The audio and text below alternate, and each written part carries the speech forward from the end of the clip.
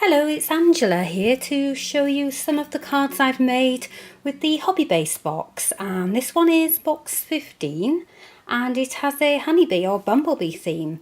And for the first card, I've used one of the 5x7 craft card bases, and I've used some of the other elements such as the embossing folder and the stencil. For the base card, I've used the stencil, which is a nice size, and what I've done is, before finishing the card, I've worked around the edges using the ink that comes in the box.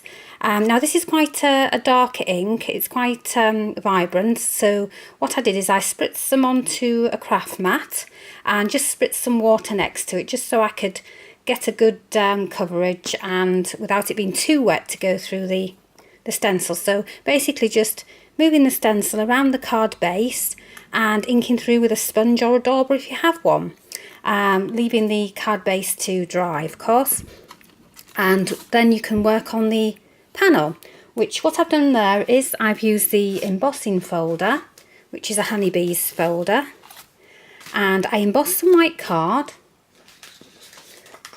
which would look like, well, a bigger piece than that really. It looked like that when it's done.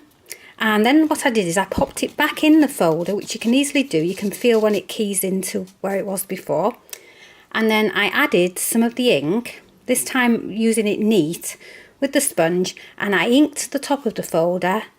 Then I put the paper back inside and ran it through my die cutting machine or embossing machine. And what you'll find is when you lift the lid, it'll have the inky bit on. Now it might not cover it all, or you might not be happy with the coverage, in which case just ink the inside lid of the folder again and slot the piece of embossed card back in and pop it right back through. The only thing to remember is just clean your embossing folder after use, otherwise you'll be surprised when you find ink on your next piece of embossed card. But easily to wipe off with the baby wipe will do it.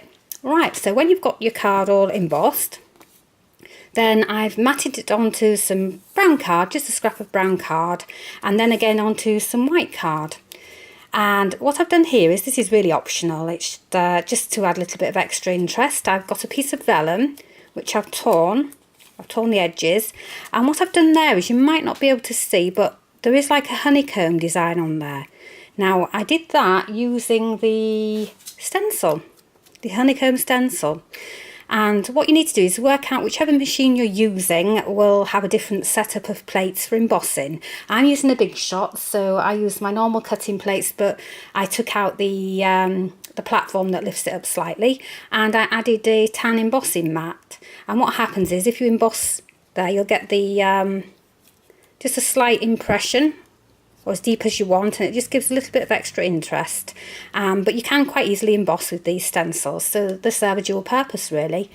Anyway, so when I've done the vellum, I attached it around the back. If you attach vellum, and always add your adhesive on the back or under wherever an embellishment will go, it just hides it, makes it nice and neat.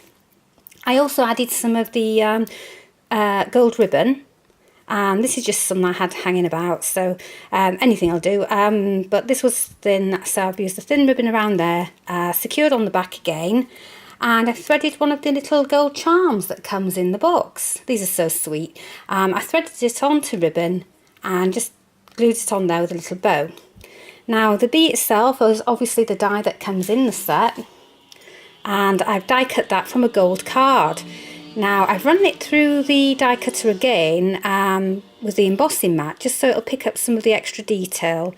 There's some nice emboss on there, which you probably can't see, but it's there.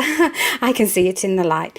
Then I also cut out some vellum and just attached it on the body at the back of the bee, and used a white pen just to draw around a stitch line. That's purely optional. I just thought it'd be nice to have a couple of layers. And the bee's been adhered with some 3D foam pads just to raise it up and allow the wings to be free. The sign here is from the stamp set, which is in the box, and it says "Don't worry, be happy." I stamped that in the sort of dark reddy brown colour, cut it out, and then I've used the stencil and some of the ink and just sort of gone around the edges a little bit, just random, just so it ties in with the rest of the card. And then I've mounted that onto some brown card to match, and again we're on the card at an angle. Now I think the only other thing I did there really was decorate with some of the gems which you get in the box, and also just some faux stitching with a white pen, doodling really. But that's it. That's the card there, which is sort of mixed media. We're using inks and we're using embossing and stencils and vellum and pen work and some ribbon, and it just makes a nice unique card.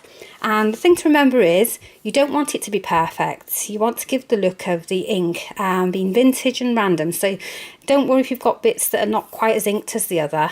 You can go as much ink or as little as you want really, and it'll just tie up and make a really nice card for you. Thank you for looking. Thank you.